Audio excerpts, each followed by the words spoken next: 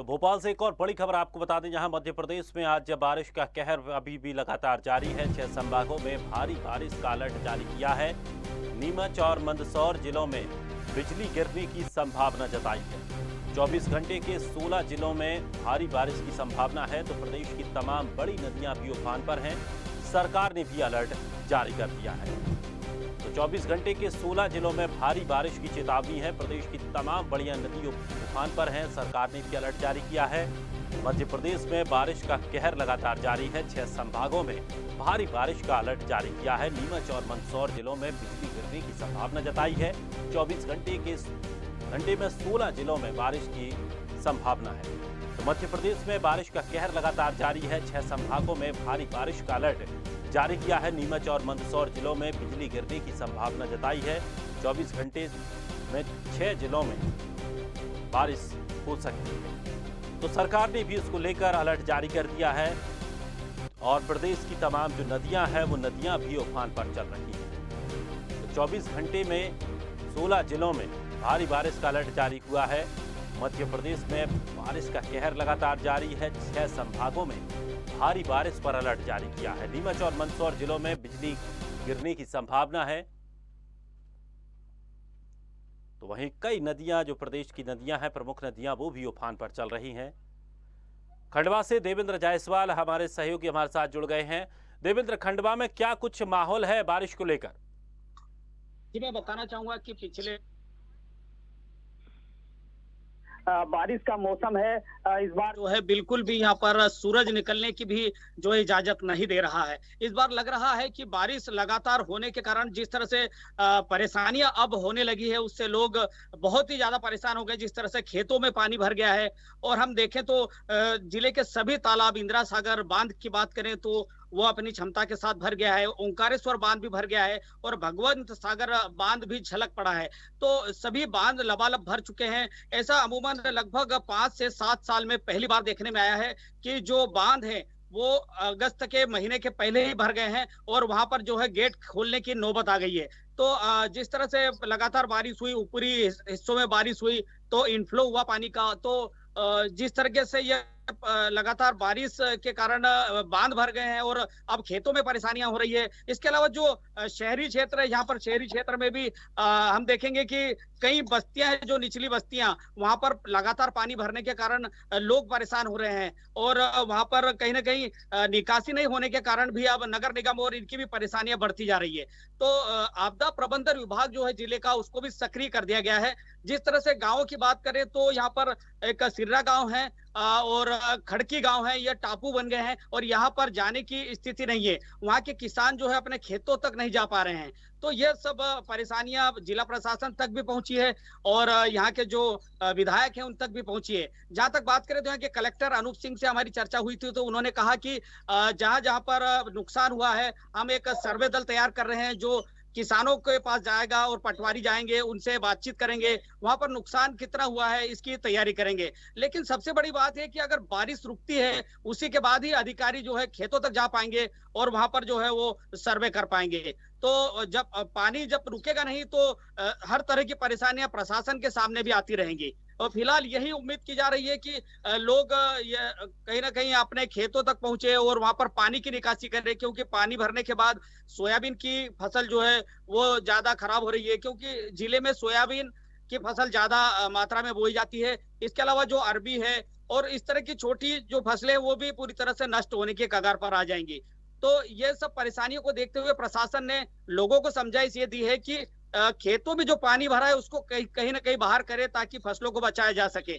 और दूसरी तरफ जो नदी किनारे गांव हैं उन गांवों में अलर्ट जारी कर दिया गया है। निचली बस्तियों में रहने वाले लोग हैं, उन लोगों से कहा जा रहा है कि वो बस्तियों के निचले हिस्से में नहीं रहे, क्योंकि पानी का जब इनफ्लो बढ़ेगा तो तालाबों से पानी छोड़ा जाएगा तो कहीं ना कहीं उन गांवों में जल स्तर बढ़ेगा और गांवों तक भी पानी पहुंच सकता है।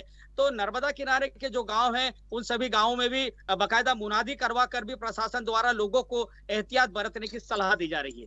लेकिन यहाँ पर ये देखना भी बड़ा दिलचस्प होगा, क्योंकि शुरुआत में ही ये कहा जा रहा था, जिस तरह से देवेंद्र गर्मी का जो प्रकोप देखने को मिला और तापमान इतने अपने उच्च स्तर पर पहुंचा, कहा जा रहा था कि इस बार बारिश भी बड़ी तेज होगी और चूंकि आप पहले ही कह चुके हो कि अभी सिर्फ जुलाई का महीना चल रहा है, जुलाई के महीने में भी जो बारिश की मात्रा होनी चाहिए थी, जितने पानी की आवश्यकता थी, वो लगभग पूरी हो चुकी है।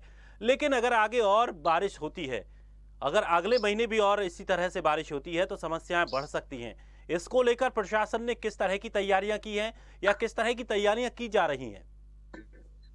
जी, मैं बताना चाहूँगा कि इस बार भी जो सामान्य वर्षा जाहिर की गई थी, हालाँकि गर्मी ज़्यादा पड़ी थी, लेकिन ऐसा बताया जा रहा था कि बारिश सामान्य होगी। लेकिन मैं बताना चाहूँगा कि अभी हम खंडवा जिले की बात करें तो जो औसत बारिश होती है, औसत बारिश से भी लगभग 3 से 4 इंच ज़्यादा बारिश हुई है। तो यहाँ पर प्रशासन ने जो पहले से चिंता करनी चाहिए थी, वो कहीं नज़र नहीं आ रही है। बता दें कि यहाँ पर जो चुनाव हुआ था, चुनाव में प्रशासन अभी तक लगा हुआ था और अब चुनाव के बाद जब लगातार बारिश ने इस तरह की परिस्थितियां यहाँ पर निर्मित कर दी है, तो प्रशासनिक अधिकारी जो है अब उसका ताना बाना बुनने जा रहे हैं। जहां तक आपदा प्रबंधन की बात करें तो कहीं पर ऐसी नजर नहीं आया कि जहां पर गाँव में वो व्यवस्था कर दी हो, क्योंकि जिस तरह से ग्रामीण क्षेत्र है, कुछ गाँव में लगातार कई सालों से जहां पर पानी भर जाता है बारिश का, उन गाँव में भी कोई व्यवस्था नहीं की गई है। जैसे मैंने पंधाना क्षेत्र का खड़की गांव बताया, उस खड़की गांव के लगभग 1500 से 2000 बाशिंदे पिछले 7 दिन से परेशान हैं और वहां पर प्रशासनिक सुविधाएं अभी तक नहीं पहुंची है।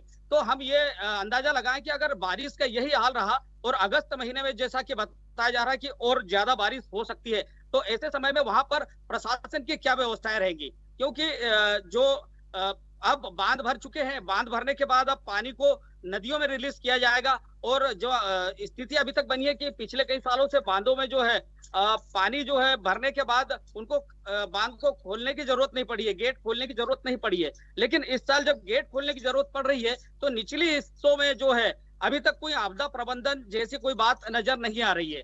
सिर्फ मुनादी करवाना या फिर सोशल मीडिया के माध्यम से लोगों को आगाह करना, यही अभी तक जो है प्रशासन के द्वारा उपाय किए जा रहे हैं। तो सबसे बड़ी बात यह होगी देखने वाली कि प्रशासनिक अधिकारी अब इसको लेकर किस तरह से सचेत होते हैं और आगे खुद लोग भी आगे आकर इसको समझें और लोगों से हम हमारे दर्शकों को से भी अपील करते हैं कि वो भी जो इस तरह से पानी की स्थितियां निर्मित हो रही है, तो जो दृश्य देखे जा रहे हैं कि लोग पानी में जब रपटे से या कि ब्रिज से पानी जा रहा है तो उसको लोग पार करते हैं, तो उसको ऐसे समय में पार नहीं करना चाहिए, क्योंकि जिले में अब तक जो है ऐसे 3 लोगों की मौत हो चुकी है जब पानी रपटे से चल रहा था और वो उसको पार कर रहे थे और उनको जो है पानी में बह गए और उनकी मौत हो गई।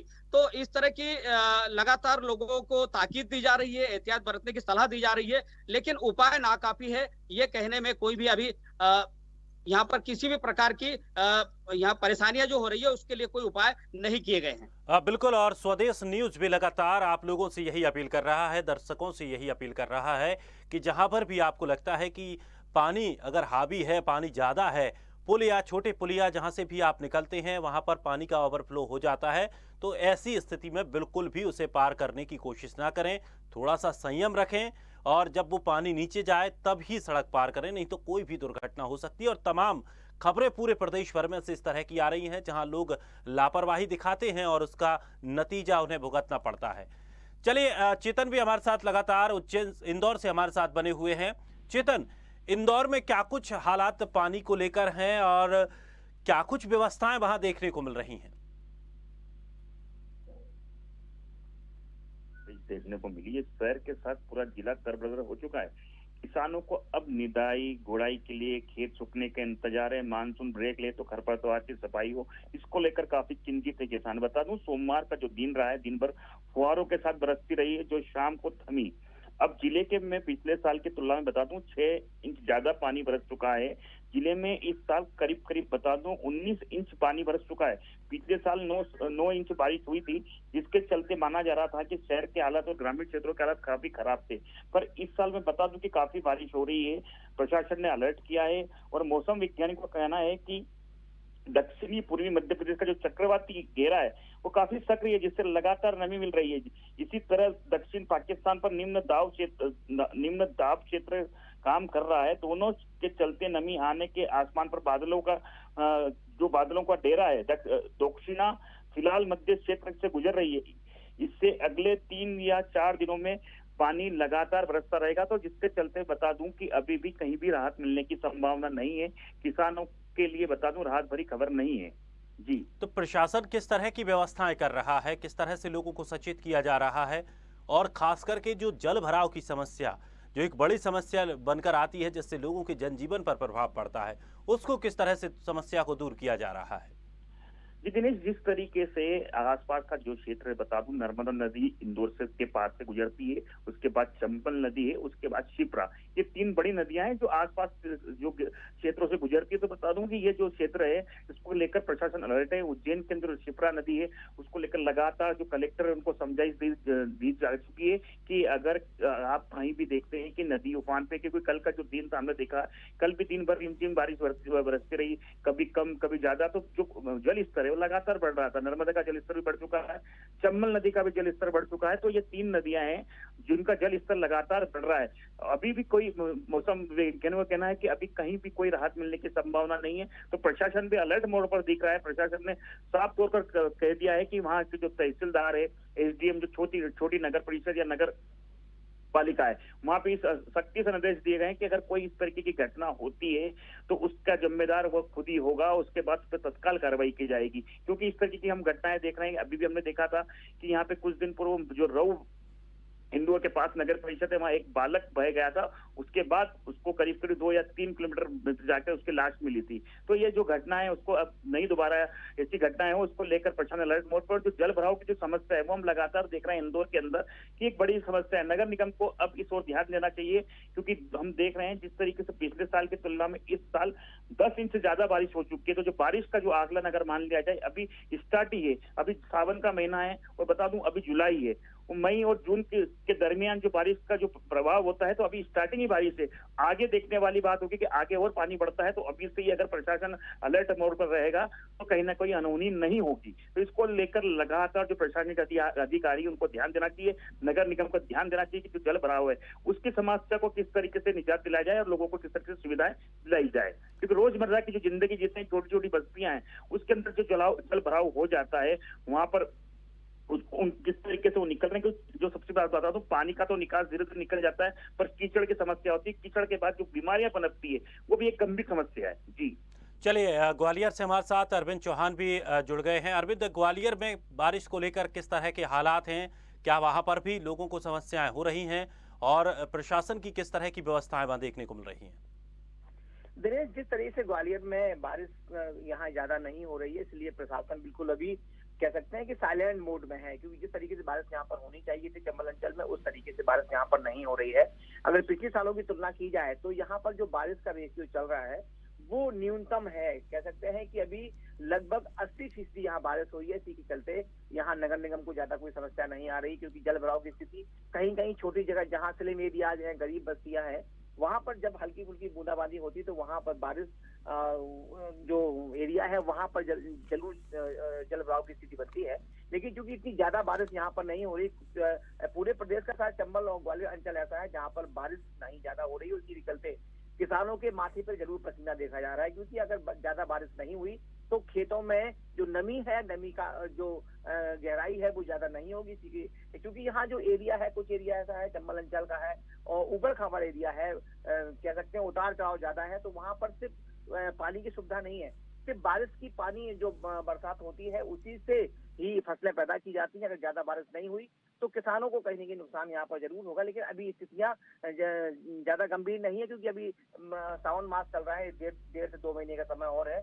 आशा की जा रही है कि बहुत जल्द बारिश यहाँ पर होगी और किसानों के साथ साथ जो शहरवासी है उन्हें भी भरपूर पानी मिलेगा। क्योंकि यहाँ पर जो आकलन लगाया जाता है, यहाँ एक तिगरा बांध है, जब वो भर जाता है उसके गेट खोल दिए जाते हैं, तब यहाँ पर आकलन लगाया जाता है कि बारिश पर्याप्त मात्रा में हुई है। क्योंकि यहाँ पर जो पूरा ग्वालियर को पानी सप्लाई करने वाला एकमात्र स्रोत है वो तिगरा जलाशय है और वो अभी खाली है। तो साफ तौर पर अभी जिस तरीके से बरसात होनी चाहिए थी दिनेश, उस तरीके से बरसात यहाँ पर नहीं हो रही है। हाँ, बस जो हल्की बूंदाबांदी हो रही है, बूंदाबांदी से शहर में और शहरवासियों को जो गर्मी थी उससे जरूर राहत मिल रही है, लेकिन इतनी ज्यादा बारिश यहाँ पर नहीं हो रही है कि प्रशासन को तकलीफ हो। जी चलिए, बहुत बहुत शुक्रिया देवेंद्र हमारे साथ जुड़ने के लिए। देवेंद्र जायसवाल, अरविंद सिंह चौहान और चेतन ठाकुर, तमाम आपने जानकारियां दी, अपडेट दी। तो आपको बता दें कि 24 घंटे में 16 जिलों में भारी बारिश की संभावना जताई है, लेकिन अभी भी कुछ क्षेत्र ऐसे हैं जहां पर सही से बारिश नहीं हो पाई है।